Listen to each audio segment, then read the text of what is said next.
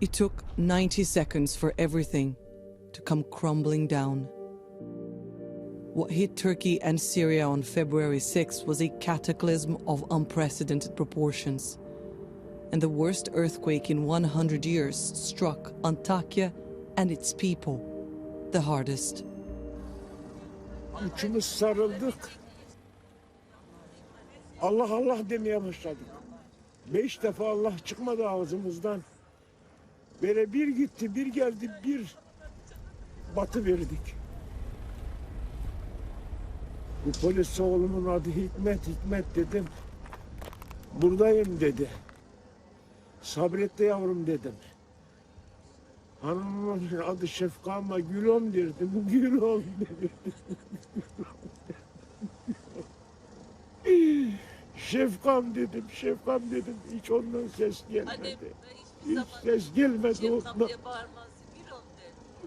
Allah kimsenin başına vermez. 52 yıllık evliydim. En küçük çocuğum 42 yaşında. Tamam kardeşim. Allah razı olsun. Kasim says he's now waiting for what will probably be his wife's remains. His son's body has been retrieved and is in this plastic bag nearby. His entire world is gone. Allah kimselerin başına vermesin bunu. Across the city, people's faith was being put to the test. Evet, yardım ediyordum. Cesetini işte çıkardık, bir tanesini kendi baldızımı çıkardım. Kafadan kopmuş yani. Şimdi de bir bacanam var, bir de küçük kızı kalmış orada. Antioquia was founded in 300 BC and had seen its fair share of disasters. It was destroyed and rebuilt many times during the past centuries. But when this region was struck by a magnitude 7.8 earthquake, it caught everyone off guard. Sokaklarda kaldık. Saat 4'te deprem oldu. 5-6 saat oldu. Lütfen her yere yazın. Hala hiçbir yerden yardım yok. And several days into the tragedy, help was still slow to arrive. Hepimizin evleri perişan oldu yani. Yıkıldık. Ne yapacağımızı bilmiyoruz. Mehmet is himself a survivor, but doesn't remember how he managed to get out of the rubble. He says since the earthquake, he's had to sleep in his car with his wife and their 7-month-old son. Without electricity, water, or sanitation, those who survived the earthquake are at great risk. Infectious diseases such as scabies and cholera are spreading fast, and aftershocks happen all the time, every day. But Mehmet says he doesn't feel them. His focus is elsewhere. Diğer enkaz altında kuzenlerimi daha çıkartamadım. Yani orada da 15 kişi var.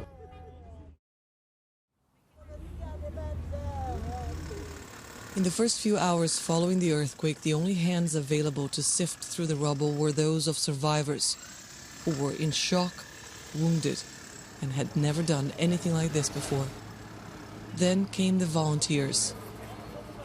Erdem is a builder from Istanbul who rushed to Antakya as soon as he heard of the quakes. Gerekeni yapmaya çalıştım. Çıkarttım da işte anneyi çıkarttım. Ve girerken onun yatak odasındaki dolap parçalarını kırarak girdiğimde bana sen benim eşyalarımı niye kırıyorsun, sen kimsin diye bana bağırmaya çalıştı. Hayır dedi, oğlumu çağır dedi, Osman'ı çağır dedi. Ben geçemem, hayatta astımım var benim. Ana! Ana! Astımı var. Köpeğim Osman. Bir erkek çocuğu, bir de ablasını çıkarttım. Daha da çok çıkartmak isterdim ama tek kaldığım için, ekipler arasında sorun yaşandığı için, bizim ekibimiz olsun dedikleri için o yüzden giremiyorum. Artık tek başına bir şey yapacağımı sanmıyorum. Turkish President Recep Tayyip Erdogan said nothing could have been done to prepare the country for such a tragedy. But not everyone here agrees. İlk geldiğimiz günde biz burada Bir jeneratörle bir kompresör bulamadık, delecektik bulamadık. AFAD denen kişi yok. Yok, görevliler hiçbiri yok. Hiç kesinlikle yoktu birinci günü. İkinci günü bazı iş makineleri geldi. Tamam mı? Adamlar diyor ki biz çalışamıyoruz. Niye? Bize emir vermeleri lazım. Bir de yukarıdan emir bekliyorlar.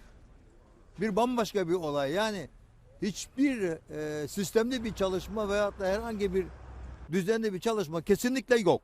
Ve yok, olmadı. Hiçbir eğitimli bir kişi buraya gelmedi. Several days after the earthquake, and authorities still didn't seem to have the situation under control, despite an outpouring of international help. Some here blame internal rifts for the chaos. Yardımların geç kalması bir milletin ihmal ettiği bir durum değil. Çünkü gelen bu kepçeler, dozerler, kamyonlar neyse başka illerden geldiği için ancak intikal edebildiler. Anladım. What he says is that like ve şu anda çok mükemmel bir çalışma var. Okay. The response was late but Abi bunda yanılıyorsun. Büyükşehir Belediyesi'nin burada yetersiz kalmasının tek sebebi elindeki olan yetkinin tamamen alınmasıdır. Yetki alınmıştır. Büyükşehir'den, büyük yerlerden emir almadan kimse hareket edemedi. Buraya dedi bak iş makinelerini getirmiyorlardı. Getirmiyorlardı abi. Yolda İskenderun'da, Mersin'de bekletildiler. Niye bunu söylemiyorsun? Ben bunları görmedim. Ben görmedim.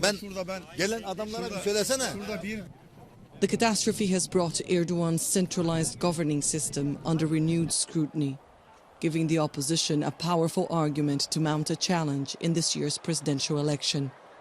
A vote some here believe Erdogan may try to postpone if he feels his chances of winning a third term may be compromised. Antioquia served as a testament of the multitude of worlds that can coexist in one city. Here, a synagogue, a mosque, and a church once stood meters from each other. Now, they too are ruined. Antioquia was such an important trading center that it was once the Roman Empire's third largest city. And this, Independence Road, was the world's first lighted street.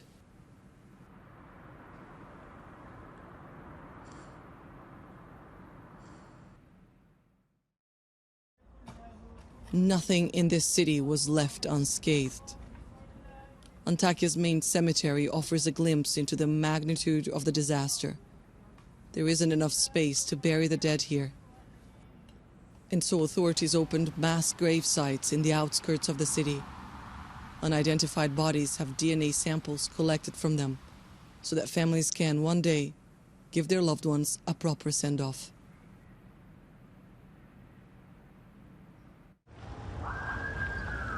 Meanwhile, the race to save the living continued well past what felt like a normal window of opportunity. Amirim, söylediğim lokasyonun bir yan sokağında canlı ihbarı var. Oraya devam edelim mi? Ne oldu? Kontrol edelim. Hayır abi. Buradayım. Ne tarafta göster bize. Şu abi. Telefonunu da alabilir misin? Devam edin.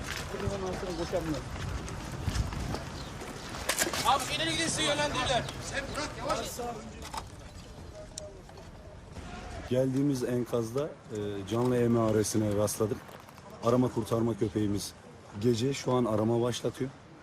Oradan alacağımız sonuca göre arkadaşlarla birlikte devam edeceğiz. And against all odds, survivors kept appearing. Haydi bismillah. Haydi bak, haydi bak. Haydi. Tamam. Bravo Fatma, bravo Fatma. Hadi. Fatma is 25 and a refugee from Syria. After escaping the horrors of war in her home country, she survived 140 hours under the rubble. She's now given yet another chance, just as this city, at rebirth.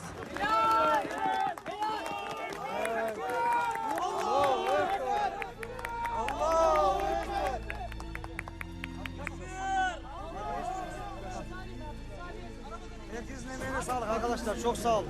Elinize sağlık abi, elinize sağlık. Congratulations. Well done.